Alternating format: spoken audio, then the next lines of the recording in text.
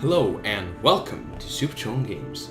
Today I'm playing Kerbal Space Program, and it is basically a game slash simulator where you help these little cute fellas to get from their home planet out into outer space. So I've been playing this for about a month now, and I'm starting to get a hang of it. I can land on the moon. I can land on other planets, kind of. And I can dock. I can't really rendezvous yet, but I'm getting there. So anyways, for this series of episodes, I'm going to make this little fella land on the moon. Now, so I'll start the game here, and I will, let me see here. Yes, I will start a new game, and I'll choose the Super Games flag, which I've prepared. And I'll call this, obviously, Super Trolling Games, because, so I know which save I'm using. So, in either way, I'll start up the game here. And here I am at my very own space center. Now, obviously, I don't have a rocket, so, I better build one. So this is the vehicle assembly building, and I can basically build any type of vertical rocket. So first of all, I'll choose one of these command pods because, I find them very practical. They hold a 3-man crew and they're very easy to use. And also, since I'm going to the moon and I can't really properly do rendezvous yet, I'll need to make a single stage command module slash lander, which is nothing difficult really. It's much easier than doing my the classical Apollo style lander, but basically this is much more simplified in this case. So let's see, I need a battery. Don't want to run out of that in space, and also I want to couple between these two parts. So I have a stack separator, that's what they're called. And this is for re-entry when I ditch the lower part and only use the top part, because otherwise the parachute will pretty much rip it off. Speaking of parachutes, I will use these radial mounted parachute because, I like them better, first of all. Secondly, I don't want to put too much weight on top here, so only the battery will be safe. And actually, I think I'll do it in a symmetry mode of 3, so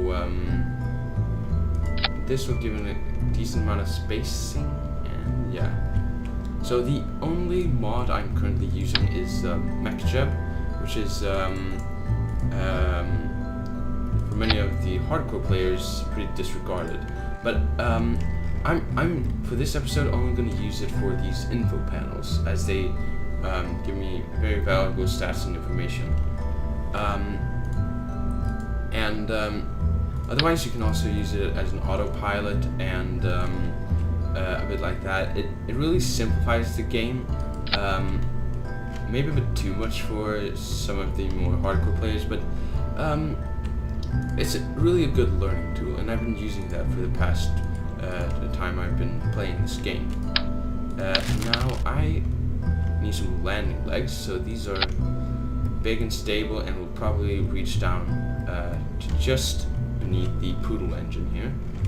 And then also what I need, got a battery, in case I need to dock in space for maybe a rescue mission. I'll have a docking port up here, and I also put some RCS fuel pieces here, just as an emergency tool. And I'll check the center of mass, and this will be mostly correct. I have this part, and let me see now. I need a ladder because, of course, you can use your jetpack on the moon's surface, but a ladder is always handy. And also landing lights in case I'm landing in the dark I'll try to aim for daylight, but who knows? Just in case. So I got landing lights. And there's supposed to be a ladder here between the port and the other ladder, but it's not rendered for some reason. And also, what do I need? I need a large stacked coupler, because now I'm gonna work on the main stage. In the main stage, I'm gonna mainly base it on Hawk Gaming's YouTube videos, where he uses the so-called Spacier launch stage, which is very effective. It basically has, I think, it gets something about 90 tons up into space with about 6,000 delta V or something. I don't remember the details, but I'll try to link the video down below, so if anyone's curious, they can go and check a good design. So, oh yeah, right, now I realize I need some electrical generation up here at the man module / lander. So I'll put 4, what are they called? Oh yeah, thermoelectrical generators. Because they are, well, much easier to use than a solar panel. You don't need to think about them a whole lot. So for this asparagus staging, I'll put these decouplers, radial decouplers on the sides, and I'll put equally as large rockets on the sides. It just simply works better that way. So I'll have the top stage here and the bottom stage here, and then also mainsail rocket. Mainsails, if you don't really know the game well, mainsail rockets really work well for the very first stage. I say are very effective within the atmosphere. And I also need struts, plenty of struts. So first of all, I'll start up here and I'll link the struts from here to the command module. I'll put a bit here on the side because otherwise I can't reach it. And then I'll work myself down, connecting struts over to the other side. And you know, you can't have too few struts or too many struts. Well, you can have too few struts, but never too many struts. The more struts, the better, actually. So I'll try to. Also, I've been experimenting, and I've realized that it's good to have some vertical struts just between these parts, so nothing can fail. So I'll have here and here. Let me see the struts on all 3 parts. Of that part. Okay, so now, if you remember, I'm just gonna put the SAS module here. If you remember me correctly, I said that I was gonna do asparagus staging, which means basically that I'm gonna have multiple rockets on the side which feed fuel into each other. And for some reason, Kerbal Space Program really uses asparagus staging well, because some game mechanic, I think, which doesn't really exist in real life. I don't think there's any rocket which has at least effectively used asparagus staging. But in Kerbal Space Program, it is really good, really effective. So that is what I'm gonna go with. And also, I need to feed the fuel throughout the ship, where I'll let this one be the main engine. I'll try to reach around here and stick it into the main engine here, and then take this part, stick it here, this part, stick it in here.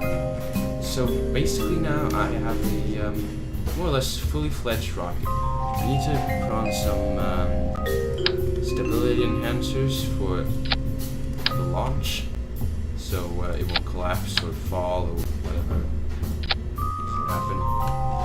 And yeah, I think this could work really well. So I'll put these here, and I'll start working with the staging a bit. So the main engine in the middle will be over here, and then we'll have the couplers. So this is, yep, it's in right order, but I need to have them separated. It's always so good when they're in right order, because I didn't need to care that much about what I do. And I think the staging looks appropriate. It looks good, actually. What else do I need? Top stage looks good. It could land on the moon and hopefully return. Launch stage, effective. Lag is correct. I don't think I need any action groups. This works pretty well. I might add some winglets just to make sure I have more control during the launch.